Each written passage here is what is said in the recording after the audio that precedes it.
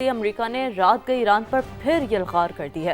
آبنہ Hormuz پر Apache ہیلی mark گرانے کے جواب میں امریکی فوج نے حملے کیے اور ایران کے ساحلی شہر جس میں قشم، سیرت، میناب اور بندر عباس دھماکوں سے گونج اٹھے۔ آپ کو ہم اس حوالے سے بتا بھی رہے ہیں کہ دوسری اور تیسری لہر میں بھی اہداف کو نشانہ بنایا۔ امریکی صدر ڈونلڈ ٹرمپ نے حملوں کی تصدیق کرتے ہوئے کہا ہے کہ کارروائی امریکی ہیلی کاپٹر پر حملے کا جواب ہے۔ یہ رد عمل بہت سخت ہونا چاہیے، ایسا انہوں نے کہا۔ اور سینٹ کام کے مطابق آبنہ ہرمز کے قریب جو ایرانی دفاعی تنصیبات ہیں ان پر حملوں میں ایران کے air defence system, ground control system اور ریڈار سسٹم کو نشانہ بنایا گیا ہے۔ اب یہ تو ایک وہ دعویٰ ہے، اس میں یہ دیکھنا ہے کہ ایرانی موقف کیا آتا ہے۔ بالکل، حملوں کا مقصد ایران کو وارننگ دینا ہے۔ یہ ہے وہ موقف۔ نیو یارک ٹائمز کے مطابق ایران کے جنوبی ساحلی علاقوں میں 5 مقامات پر حملے کیے گئے ہیں، جن میں فوجی اڈے اور ریڈار تنصیبات کو بھی نشانہ بنایا گیا ہے، اور سیرک کے علاقے بیمانی میں بھی پانی کے ٹینکوں پر بھی حملے کیے گئے ہیں، جس سے صاف پانی کی فراہمی متاثر ہوئی ہے۔ یعنی کہ ٹارگٹ کہیں نہ کہیں بالکل عوام تو ہے، لیکن یہ بھی ہے کہ صاف پانی جو بنیادی ضرورت ہے وہ بھی نہ مل سکے۔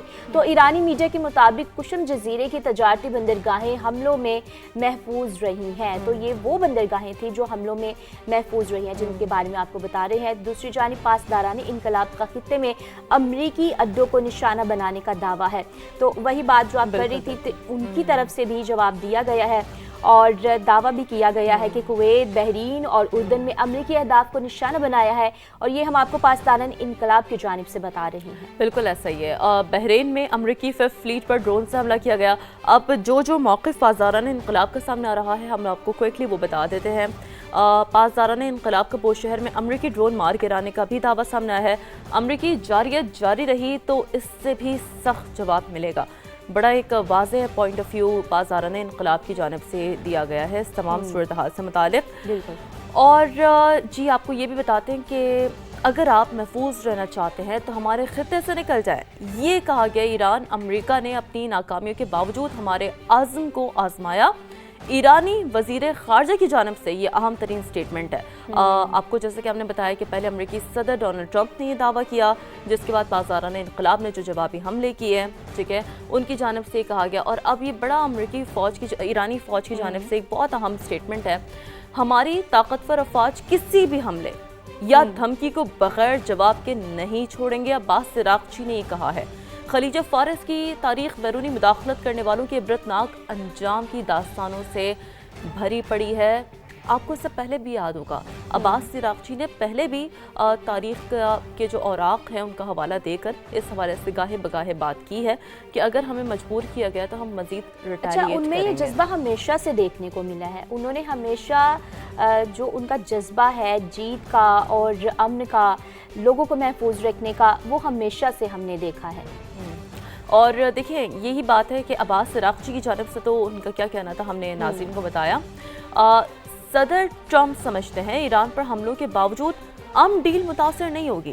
اب یہ بڑا انٹرسٹنگ ہے کیونکہ میں آپ کو بتاتی ہوں کہا کس نے۔ آبویسلی ویژولز آپ دیکھ رہے ہیں، جے ڈی وینس امریکی نائب صدر جے ڈی وینس کی جانب سے کہا گیا جو کچھ ہوا آپ لوگوں نے دیکھا، ٹھیک ہے، کہ ایک بار پھر حملے ہوئے، ریٹیلیشن ہوا، لیکن جے ڈی وینس امریکی نائب صدر بڑے شیور ہیں کہ اس سے جو ڈیل ہے وہ متاثر نہیں ہوگی۔ وائٹ ہاؤس عہدیدار کے مطابق ڈیل کے معاملے پر ابھی کچھ بھی نہیں بدلا ہے، سچویشن جوں کی توں ہے۔ ایران سے معاہدہ اب بھی قریب ہے، اور دوسری طرف نائب امریکی صدر جے ڈی وینس کا بھی یہ کہنا تھا کہ امریکہ اور ایران جوہری معاہدے کے بہت قریب ہیں۔ they are very close to the agreement۔ اب معاہدہ ایک ہفتے یا چند ماہ میں ممکن ہے۔ بولے نومبر کے وسط مدتی انتخابات سے پہلے ایک بڑی پیش رفت کا امکان ہے۔ اچھا، اب یہ جو مڈ ٹرم الیکشن ہے نا، یہ امریکہ کے لیے بھی ظاہر بڑے اہم ہے۔ اس سے پہلے چیزوں کو سارٹ آؤٹ کرنا، ایک اگریمنٹ پر لانا، نیگوسیشن سے اس سارے معاملے کو جو جنگ چھیڑی ہے اسے حل کرنا امریکہ کے لیے بھی اٹسیلف بہت ضروری ہے، کیونکہ آپ کو یاد ہوگا کہ ایک ریزولوشن بھی اس سے پہلے قرارداد پیش کی گئی تھی، اور اس میں بھی انہیں اپنی ہی پارٹی سے جو ہے وہ مخالفت سامنے آئی تھی، بیکاز نو بڈی وانٹس وار۔ ہر بندہ یہ چاہ رہا ہے کہ پیس ہو، ہر ملک یہ چاہ رہا ہے کہ خطے میں ان کی اپنی پارٹی سے 4 لوگوں نے جو ہے وہ مخالفت کی تھی، مسترد کر دیا تھا۔ پاکستان کے مستقل مندوب جو عاصم افتخار ہے، ان کے بارے میں آپ کو بتا رہے ہیں اور انہوں نے کہا ہے کہ اقوام متحدہ کی سلامتی کونسل سے انہوں نے خطاب بھی کیا، جس میں انہوں نے حالیہ واقعات پہ فوری سفارتی کوششوں کی ضرورت کو اجاگر کرنے کے بارے میں کہا گیا ہے۔ عاصم افتخار کی جانب سے سفارتکاری کے تعطل سے ایران کے جوہری معاملے پر فاصلے بڑھ گئے ہیں۔ بالکل ایسا ہی ہے، اور عاصم افتخار اقوام متحدہ میں مستقل مندوب ہے، ان کی جانب سے ایک انتہائی اہم ترین ایڈریس کیا گیا۔ ہم دوبارہ آپ کو بتا دیتے ہیں کہ انہوں نے اپنے ایڈریس میں اپنے خطاب میں کیا کہا۔ پاکستان ایران کے جو جوہری معاہدہ اس حوالے سے بھی انہوں نے بات کی ہے۔ اب مشرق وسطیٰ میں کمزور جنگ بندی سنگین خطرات پیدا کر سکتی ہے، انہوں نے یہ کہا ہے۔ ٹھیک ہے، پاکستان کے مستقل مندوب عاصم افتخار نے اقوام متحدہ میں جب خطاب کیا، ان کی جانب سے مزید کہا گیا، سلامتی کونسل سے بیسکلی ایڈریس ہوتا ہے، بڑا اہم ایڈریس ہوتا ہے، وہ آپ کا جو نیریٹو ہے، پاکستان کا جو نیریٹو ہے، جو بیانیہ ہے پاکستان کا کسی بھی صورتحال پر، یہ وہ نیریٹو واضح کرتا ہے۔ اب حالیہ واقعات نے فوری سفارتی کوششوں کی ضرورت کو اجاگر کیا، ایسا انہوں نے کہا۔ سفارتکاری کے تعطل کے حوالے سے انہوں نے بات کی ہے کہ اس حوالے سے ایران کے جو جوہری معاملے پر فاصلے بڑھ گئے ہیں، یعنی کہ جو ڈسٹنس ہے وہ بڑھ چکا ہے۔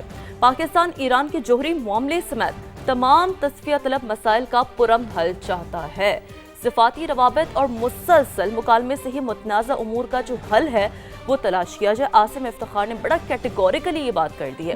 پاکستان جنگ کے خاتمے اور فریقین کو مذاکرات پر لانے کے لیے کوشاں ہیں۔ پاکستانی مندوب کی جانب سے اپنے اسی خطاب میں، اسی سلامتی کونسل کے ایڈریس میں یہ کہا گیا، فریقین سے اپیل ہے کہ تحمل کا مظاہرہ کریں اور امن کو ایک اور موقع دیں۔ عاصم افتخار کی جانب سے کہا گیا۔ اب ظاہر سی بات ہے، دیکھیں یہی تو پاکستان کا رول ہے، یہی تو پاکستان کا ایک ہمیشہ سے نیریٹو رہا ہے۔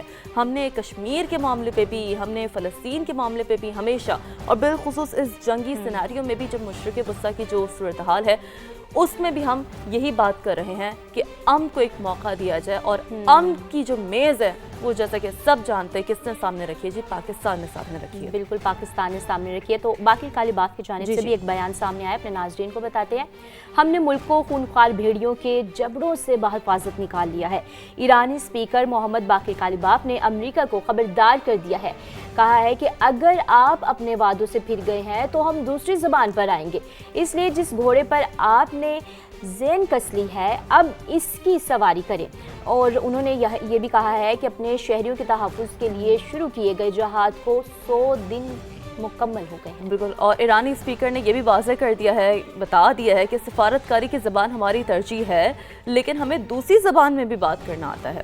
اچھا، بیانیے کی جنگ بھی آپ دیکھیں نا ساتھ ساتھ چل رہی ہے، کیونکہ سفارتکاری اور جو آپ کے پاس کہتے ہیں نا کہ نیگوسیشنز کا عمل ہے، جو ایک بیک ڈور ڈپلومیسی کا ہمیشہ راستہ رہتا ہے، وہ کانسٹنٹ ہے۔ اور اس میں انہوں نے بڑی اسٹرانگ بات، جیسے کہ کیتھرین آپ نے پورا ایک مفصل انداز میں بتایا نا، کہ جس طرح کا جو ان کا لہجہ تھا، ٹھیک ہے، جس طریقے سے انہوں نے بات کی ہے، یہ دیکھیں اسٹیٹمنٹ آپ کے پاس ونڈو میں ساتھ ساتھ چل رہا ہے، جو اسٹیٹمنٹ انہوں نے دیا ہے یہ بڑا امپورٹنٹ اسٹیٹمنٹ ہے۔